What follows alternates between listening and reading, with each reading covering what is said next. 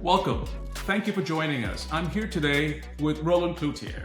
Roland has an amazing background. Roland and I were colleagues. I was the CIO, he was the CISO. We've been through many things together. Sanjay, thanks for giving me the opportunity to get back at you. To have this conversation. When you think of resilience, what does that mean to you?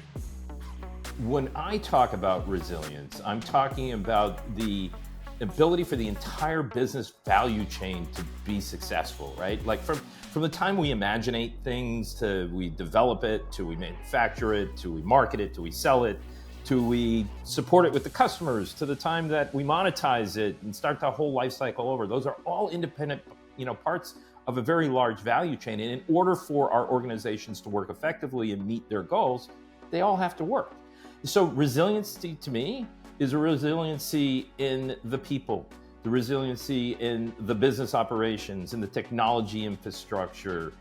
It's all of it. It's not one piece or a part of technology. It's the continuation of our organizations. The cloud has made us continuous. You have a point of view. You've always had a point of view, even when we worked together and the world wasn't so continuous, about keeping business running, right? Things like that, business operations, business continuity. How has that evolved? Let me phrase it like this. Business operations protection is this combination of critical operations programs based on defense and resilience, but it's very aligned to continuous business operations. So, my focus has always been, the defense of the business is to ensure its success in the market or an agency's ability to operate to affect the mission or.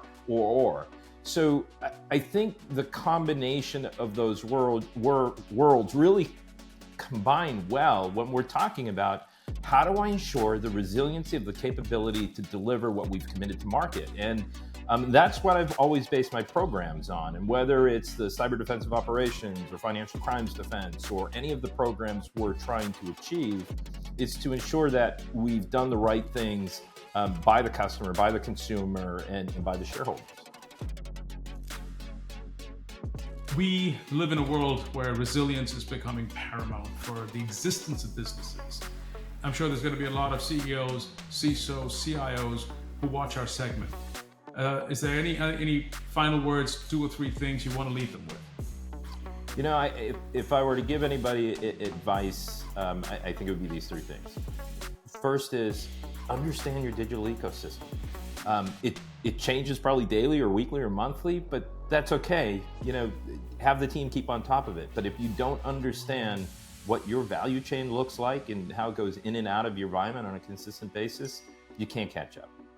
Second, ensure that you think of security, risk, and privacy and resilience as a component of quality, right? Don't leave it to the teams to say that's your job, that's your responsibility, that's something. That's all of our responsibilities as business leaders, and ensure your people see it that way. And last but not least, remember the I won't use the military term, but we'll use the 6 P's of proper preparation. I won't go into the rest of it, but make it muscle memory.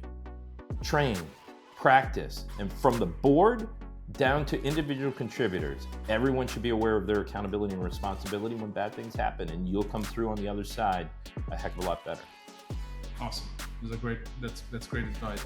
Roland, thank you again on behalf of everybody here at Commvault and our customers for sharing your insights with us. Come back soon. Sanjay, just invite me and I'll be back.